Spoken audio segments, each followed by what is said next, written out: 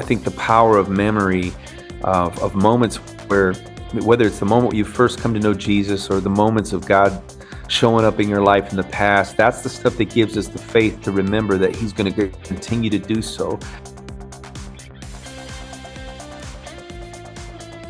Hey, I'm Jonathan Unthank, and welcome to another edition of the Rewrite Podcast. We're digging deep into the stories of folks and how they came to know Jesus. Joining me today, my friend Matthew West. Dude, it is so good to see you and reconnect. What's going on lately with you? Oh, thanks, Jonathan. Good to be with you today, man. It's an exciting season. All things, family and music and traveling. And actually, what's top of mind is right now I'm putting the finishing touches on a new book called "Don't Stop Praying." So my publisher's breathing down my neck, about to turn in that manuscript next week. So I tell you what, nothing will make you pray more than writing a book called "Don't Stop Praying." It's like, Lord help me.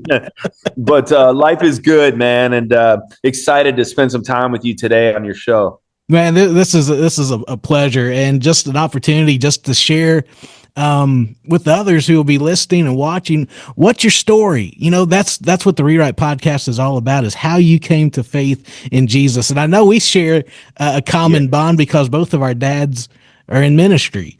Yes, sir. Yes, sir. Yeah. I grew up in a Christian home. Mom and dad. My dad was actually the pastor at the same church for 38 years. Wow. So, and I grew up in the front row pew of that church, small community church in the suburbs of Chicago, Illinois.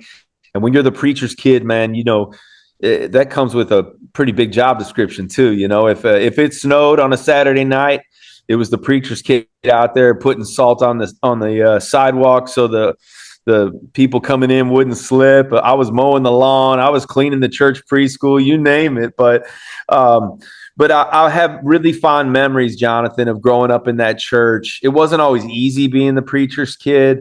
And I think sometimes when you grow up in a Christian home, some people who didn't grow up in a Christian home go, man, I wish I had that, But I tell you, I think a lot of times I sort of didn't think as much about my faith because it was just such a part of our lives. Like, I think it was kind of figured like, I think I'm going to get to heaven because I'm in the family business. You know what I mean? And there comes a time, and there must come a time in every person's life where their faith becomes real to them. And they come to that age of deciding, like, do I believe this, or is this just what my family does and what my family believes? And so for me, it's so crazy because I know your involvement with the Billy Graham Evangelistic Association, the radio station, The Light, and all that. I was a 13-year-old kid watching a Billy Graham crusade in the basement of my childhood home. And he was given an invitation for anybody in that stadium who wanted to know Jesus as their personal Lord and Savior to come forward. And little did he know that he was talking to a 13-year-old kid in Chicago. And that was the day that I asked Jesus into my heart. And my mom was doing laundry nearby. She saw me watching a preacher on TV, so she knew something was going on. And she had the discernment to know that the Lord was knocking at the door of my heart. And she asked me if I wanted to pray. And I'll never forget, I remember that specifically as the day that I realized, I believe this. I believe in Jesus, and I believe that He died for my sins, and I want to know Him more on a personal level, not just in a family connection sort of way. And that was really the hour I first believed. And I like to think that it's not just one come to Jesus moment that we have throughout our lives, but there's going to be many more to come, and moments where we not only give our lives to Christ, but make a renewed commitment to Christ. So there's been many moments since then where I feel like God's gotten my attention and I've made a renewed commitment to Him. But when I think back on my childhood, that 13-year-old kid calling on the name of Jesus with Billy Graham in the background is a moment I'll never forget. And you go back to that as that beginning spot. It was your faith; it became your own. And I know that is what comes across in your music as well, because you just write stories. Basically, I mean, a lot of your music is just stories of personal experiences, and I know that experience has popped up a time or two in some of your writing. Oh yeah, I love. My dad always said that the day you ask Jesus into your heart is a picture. It's a memory that you should hold in your heart, just like you keep a picture in your wallet. You know what I mean? Like that reminder of when you first said yes to Jesus, and coming back to that time and time again has been a powerful So I'm glad to do this show with you today, knowing the theme of your show gives me an opportunity, because even in the retelling of that, I'm reminded that, man, Jesus pursued me and he found me in that moment, and that he's still with me today. Do you remember? I'm going to throw back some trivia now. Okay. Do you even remember what the message was about?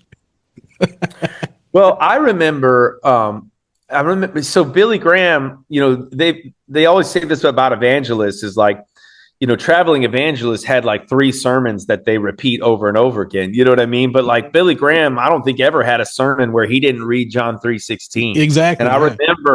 I remember he called John 3:16 25 wonderful words. He said that, my friends, is the gospel in a nutshell. And I love the gospel in a nutshell in those words of John 3:16. And I remember George Beverly Shea, his booming singing voice, and the choir was singing Just As I Am. And those are some vivid memories. I remember sitting on a blue couch too. And that was a really special moment. I got to tell you something cool. Years later, we did a contest for fans, and they could enter a radio contest.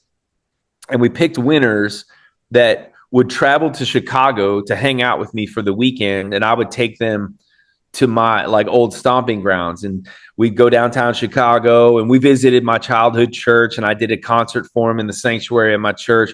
One of the things though we did was we visited my childhood home, and I didn't realize that my mom was going to do this at the time, but she had turned our home into a Matthew West museum. And Jonathan, man, it was the coolest thing, because we get down to the basement of my home, and we're taking these people who are like fans of my music into my house where I grew up. Like, they saw my childhood bedroom. But my mom had taken these velvet ropes that she borrowed from the local movie theater, and she put velvet ropes around the blue couch Oh and my put a sign. goodness. Wow. This is where my son asked Jesus into his heart. It was the coolest moment, that it meant so much to my mom Mm-hmm. that she knew her son is a Jesus follower. And that was a really special moment. I've never seen my life turned into a museum like that before. The blue couch. The blue couch, man. She went all out. Well, you're exactly right. As you're talking about, we both have kids, and taking it from that vantage point of passing on your faith to them, and then them making that decision, that personal decision to follow Jesus as well. That's to me just as important as your own personal decision, that you've got Oh, something to pass on. yeah. There's nothing you want more than to see, the people in your life who you're closest to know that same joy and freedom. I mean, my relationship with Christ has shaped my entire story, and it's rewritten my story, man. I mean, that's exactly what it's done. And so your desire as a parent now is to see that moment of awakening happen in the life of your own child. And so I love that. Even as I talk to you today, my daughter's on a missions trip telling people about Jesus. And, one of the greatest joys of my life was my daughter was getting baptized at her youth group, and she asked if I would come and baptize her. And Mm. man, I wept like a baby, man, just like seeing that, because I know of all the things that she's going to pursue in her life, there is no pursuit more worthy than the pursuit of a relationship with Jesus. And so that's what a parent hopes for their kids too. I often ask the question during the several of these rewrite podcasts: who is Jesus to you now? If you could give him a word, friend, father, protector, whatever, what's the first word that pops to your mind? Oh man, I think the first word that pops into mind is the word dream. Mm-hmm. And I guess maybe what I'm thinking about in this moment as you ask that question is just being amazed to think about God's dream for my life and God's plans, you know, that his dreams and plans are so much bigger and better than the ones that I come up with. And so just thinking about God's faithfulness in my life and daring to dream new dreams, because I know that God has big dreams and plans for me. And so I'm thankful for that. I'm thankful that his plans have always been better. They've always been bigger. They've always been different than my own. And I think just even to this day, I'm just still learning how to surrender my own ambition and choose to follow that he's the ultimate dreamer, and that I'm following his dream for my life and not my own. I was talking to my kids about that the other night. Was just the, every sunset is different, every sunrise is different, but it's the consistency of God every single day, that He's creating something new every moment throughout the day. We just have to get our heads up from the work aspect of things, and oh yeah, wow. Yeah, that's Like, such a great illustration too. That reminder that the sun comes up tomorrow, and God is, his faithful love, his mercy never ceases, right? Lamentations 3:23, that reminder that the faithful love of the Lord never ceases. His mercies are new every morning. And so, I mean, gosh, where else in this world can you find that kind of level of faithfulness, that level of showing up? I mean, we try to show up for others. We hope people will show up for us, but we know who will always show up for us every single day of our lives, giving us what we need to take the next step. dude, that's great. Thank you for taking time out today, just sharing your story, and just hearing your heart, because that is one of the most amazing things, is digging deep into just the ability to encourage each other, but then just to go back. And I think it's important to go back sometimes, just to, you remember the blue couch, man, I the tell you blue what, couch. So man. those vivid memories of life Yeah, I change. mean, the Bible talks about stones of remembrance, and we need to have that. I think the power of memory, of moments where, whether it's the moment you first come to know Jesus or the moments of God showing up in your life in the past, that's the stuff that gives us the faith to remember that He's going to continue to do so.